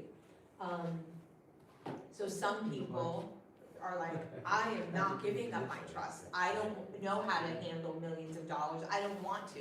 So I just tap in and I tell them what I They're not need the right kind of or person want. to do this, because you would need to be a responsible, accountable, self-governing man or woman. That's what it requires to do this. If you like having Big Daddy or a Yeah, not nanny me. Oh, to believe me. manage your stuff for you, then stay as a US citizen.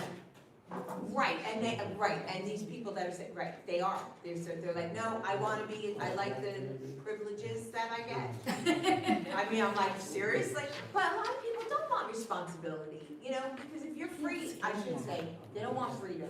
Because with freedom comes Comes responsibility, responsibility, yeah. and they don't want the responsibility. Right. And so a lot of people do wanna stay in Harriet that area. Tubman once said, I freed 1,000 slaves, but I would have freed 1,000 more if I only could have convinced them that they were slaves.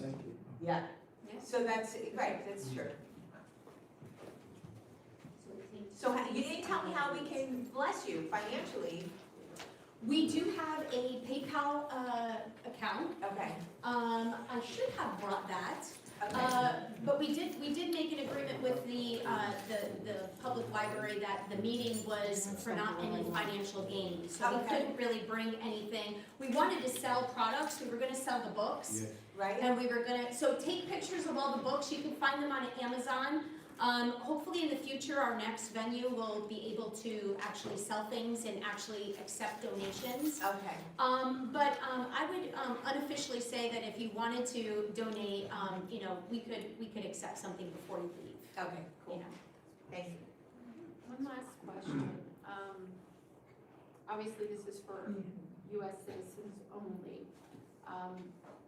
But if somebody does this, correct their status, and they're married to somebody who's not yet a citizen, going through immigration process, can that hurt the immigration process of their spouse? No. So the interesting thing is that our process deals with people who were either born here, people who were naturalized, people who were born on a territory. So like if you were born in a military hospital or in Washington DC, you actually weren't born technically on American soil.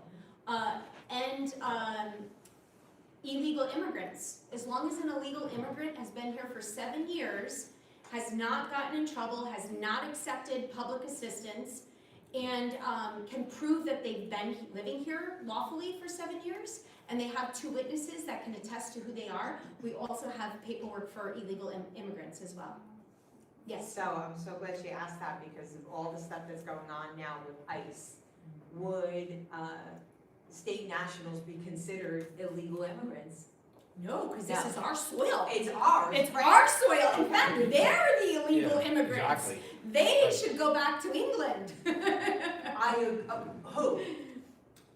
I'm talking about, well, if we I- have a the ones US, if we have any kind legal of laws. US corporation, Uh-huh. agency, Right, trying to accuse Americans of Right. being foreign, Right. we actually have the authority to tell them, you are a US citizen, you can go back to your native country.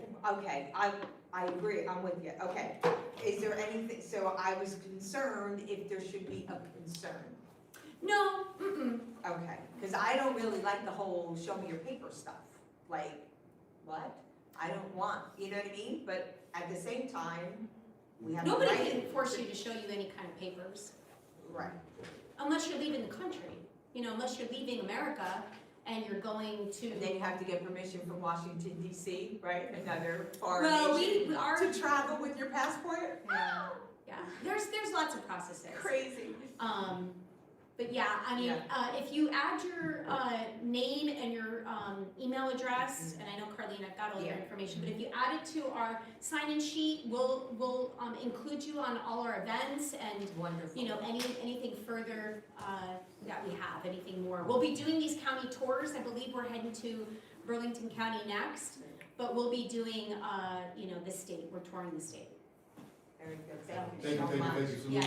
Thank you. Take care. All right, thank you guys, and also we've got plenty of refreshments. Please grab some cookies and some fruit, and we have coffee and water, so please grab that before you leave.